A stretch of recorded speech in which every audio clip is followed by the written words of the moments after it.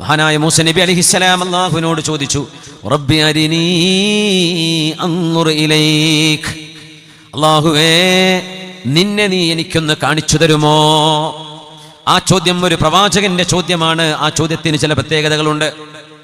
നിന്നെ ഞാനൊന്ന് നോക്കട്ടെ എന്നല്ല മൂസ നബി പറയുന്നത്, ഞാൻ നിന്നെ ഒന്ന് കാണട്ടെ എന്ന് പറയുക മാത്രമല്ല മൂസ നബി ചെയ്തത്.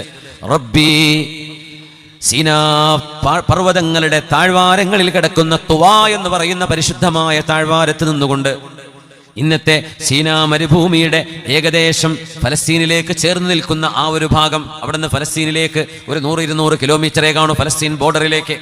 അവിടുന്ന് ഈജിപ്തിന്റെ കെയ്റോവിലേക്ക്, സൂയസ് കനാലിലേക്ക് വീണ്ടും ഒരു 600 കിലോമീറ്റർ യാത്ര ചെയ്യണം.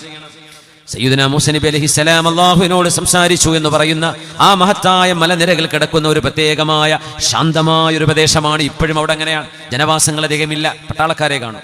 നിന്റെ സംസാരം ഞാൻ കേൾക്കുന്നു റബ്ബേ, എനിക്ക് നിന്നെയൊന്ന് കാണണം എന്ന ആഗ്രഹം വന്നപ്പോ സയ്യിദുനാ മൂസ അലൈഹിസ്സലാം ചോദിച്ച ചോദ്യം ഇങ്ങനെയാണ്, റബ്ബി, എന്റെ രക്ഷിതാവേ, അരിനീ, നീ നിന്നെ എനിക്ക് കാണിച്ചു തരികയാണെങ്കിൽ, അൻദുർ ഇലൈക്, എനിക്ക് നിന്നെയൊന്ന് നോക്കാമായിരുന്നു.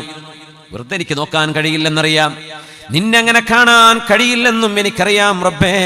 പക്ഷേ നീ എങ്ങാനും നിന്നെ എനിക്ക് കാണിച്ചു തരികയാണെങ്കിൽ എനിക്ക് കാണാൻ കഴിയുമല്ലോ.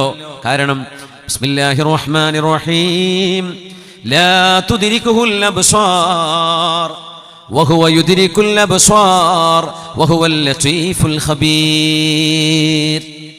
ഒരു കണ്ണിനെ കൊണ്ടും കണ്ടെത്താൻ കഴിയാത്തവൻ, കണ്ണുകളെ കൊണ്ട് തേടിപ്പിടിക്കാൻ കഴിയാത്തവൻ, എന്നാൽ കണ്ണുകളെ നിയന്ത്രിച്ചു കൊണ്ടിരിക്കുന്നവനായ അല്ലാഹു, ലാ തുദ്രികുൽ അബ്സാർ വഹുവ യുദ്രികുൽ അബ്സാർ വഹുവൽ ലതീഫുൽ ഖബീർ.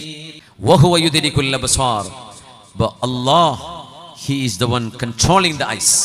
കണ്ണുകളെ നിയന്ത്രിക്കുന്നത് അല്ലാഹുവാണ്.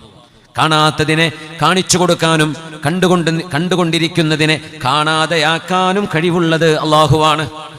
ഇങ്ങനെ നമ്മൾ കണ്ടുകൊണ്ടിരിക്കുന്ന സാധനത്തെ കാണാതെയാക്കി തരാൻ അല്ലാഹുക്ക് കഴിയും, നമ്മൾ കാണാത്തതിനെ കാണിച്ചു തരാനും അല്ലാഹുക്ക് കഴിയും.